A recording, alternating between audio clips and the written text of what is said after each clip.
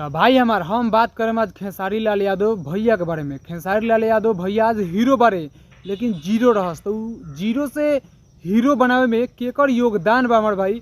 ये खेसारी लाल यादव भैया आज भोजपुरी में मतलब बुझा कि कुछ न रहते, लेकिन मतलब भोजपुरी में एक ऐसा नेक इंसान, दिल के बहुत ही अच्छा इंसान यार, जरा के दिनेश लाल यादव भैया बोलल जाला हमार भाई।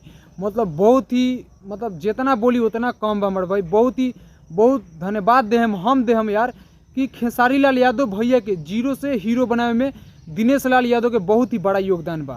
ठीक बा, ये बात हम ना दिनेश लाल यादव भैया और खेसारी लाल यादव भी बोलले बारे, हम तार लोग के वीडियो में देखावेला बानी। जब खेसारी लाल यादव के फिल्म ना होत रहे हमार भाई, दिनेश लाल यादव मतलब दिनेश लाल यादव अपन पैसा लगा के हमार भाई दिनेश लाल यादव मूवी के लॉन्च कैले रहस हमार भाई। ठीक बा, तो ये कुछ वीडियो बा जो दिनेश लाल यादव के वीडियो बा, एक बार वीडियो देखो।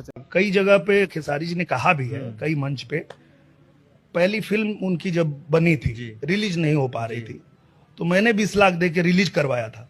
वाह। तो जो लड़का इंडस्ट्री में आए इसके लिए मैं इतना सहयोग किया हूं, तो मैं तो यही चाहूंगा कि और तरक्की करे और आगे बढ़े। भाई हमारे ई रला सा दिनेश लाल यादव के वीडियो जो उनकी काफी तेजी से वायरल चलता है या वायरल भी कर दे के बा, ऐसे कि दिनेश लाल यादव भैया जे बारे जेकरा के बोले जाला निरहुआ, मतलब यार 20 लाख रुपया दे के खेसारी लाल यादव के फिल्म रिलीज करैले बड़े हमार भाई, आज से 10 साल पहले हमार भाई। यार मतलब आज के डेट में यार केहू 1 रुपया दे आला नहीं के भोजपुरी इंडस्ट्री में यार।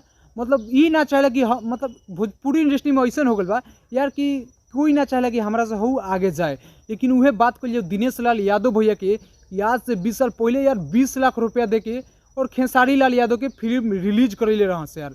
आज के डेट में भोजपुरी इंडस्ट्री में ऐसा कहीं नहीं थे यार, लोग चाहता कि हऊ अगला बढ़ता तो पाव खींचता हमार भाई, लेकिन वह दिनेश लाल यादव भैया के दिल से कितना अच्छा बढ़े हमार भाई यार भोजपुरी इंडस्ट्री में। मतलब भाई हमार देखो खेसारी लाल यादव भी हर एक मंच पर बोले ले यार, खेसारी लाल यादव भी हर एक मंच पर बोले ले कि दिनेश लाल यादव भैया पैसा दिए थे जब मेरा फिल्म रिलीज नहीं हो रहा था यार।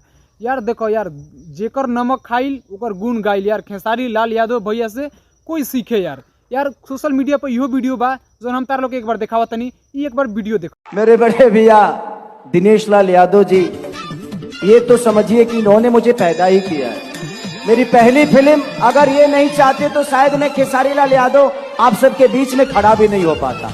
मेरे पहली फिल्म के फाइनेंसर यही थे, इन्होंने पैसा देकर रिलीज कराया था साजन चले ससुराल। भाई हमारे देखो ई रहे है खेसारी लाल यादव भैया। देखो यार देखो खेसारी लाल यादव भैया भी एहसान जे करेला ओकर एहसान हमेशा करेले यार। कुछ लोग झूठ मूठ के अफवाह उठावेला कि खेसारी लाल यादव को ढोलक बजाना हम सीखे, सिंगिंग में लाए हम यार, बहुत ऐसा तमाम लोग अफवाह फैलावेला, लेकिन ऐसा कुछ बात नहीं किया यार। दिनेश लाल यादव भैया जब 20 लाख रुपया देकर फिल्म रिलीज करेले बड़े, उनकर एहसान हमेशा कहले यार, जहाँ भी स्टेज पर चले खेसारी लाल यादव भैया हमेशा कहले यार। तो भाई हमार बस ज़्यादा कुछ ना कहें, दिनेश लाल यादव 20 लाख रुपया देकर और खेसारी लाल यादव के फिल्म रिलीज करेले रहन भाई। तो बस जितना भी दिनेश लाल यादव के या खेसारी लाल यादव के फैन बड़ा चैनल सब्सक्राइब कर ला हमार भाई।